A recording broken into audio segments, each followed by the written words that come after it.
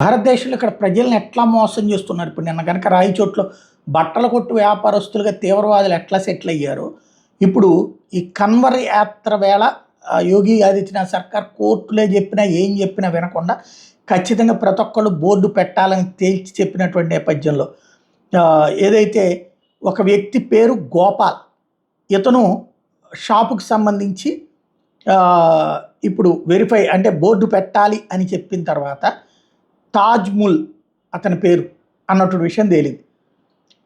ఇతను ఏంటంటే వైష్ణవ్ దాబా అనేటటువంటి పేరుతో దాబా నడుపుతున్నాడు నేషనల్ హైవే 58 మీదన కన్వర్ యాత్ర రూట్లో. ఇతను దాదాపుగా లాస్ట్ 3 నెలల నుంచి గోపాల్ అనేటటువంటి పేరుతోనే బాగా చలామణి అవుతూ ఉన్నాడు.